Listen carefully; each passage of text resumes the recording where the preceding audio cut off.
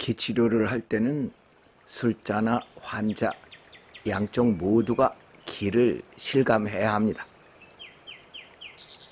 그렇게 하기 위해 술자에게는 필히 공력이 있어야 하며 환자 역시 기를 잘 이해해야 합니다.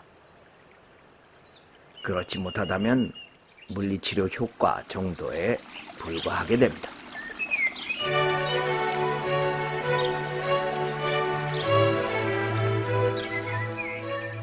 건강하기 위해서는 막힌 기맥을 열어서 탁한 기운을 정화하기만 하면 됩니다. 병이 들었다는 것은 그것이 정신적이든 육체적이든 에너지에 장애가 생긴 것입니다.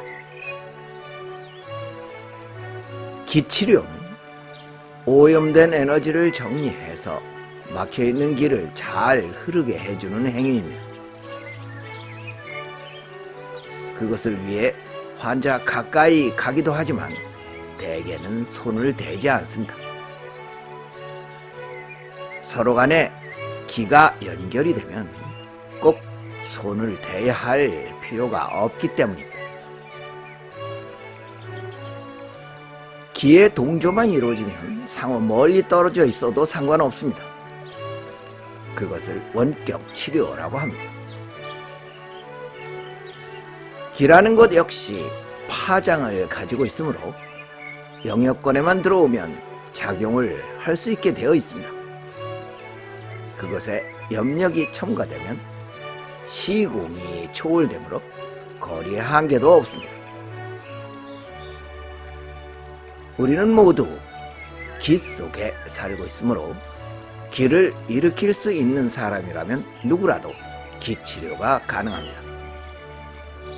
두 가지 조건만 충족된다면 말입니다. 하나는 환자가 자연치유력에 대해 얼마나 알고 있느냐입니다. 그것에 무지하거나 의심을 품고 있으면 효과가 미미하고 일시적입니다. 정성만 가지고는 한계가 있기 때문입니다. 그래서 예수는 언제나 믿음이 너를 고쳤다 라고 말했습니다. 과거의 할머니들은 손자의 아픈 배를 쓸어서 낫게 했는데 그것은 할머니의 손자에 대한 깊은 사랑이 에너지를 움직였기 때문입니다. 다른 하나는 치료자의 정성입니다.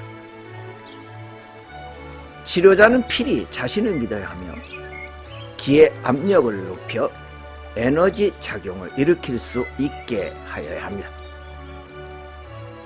그것을 외기방사라고 하며 그것은 상당 기간의 외단공 수련과 소추천 행공을 통해 얻어집니다.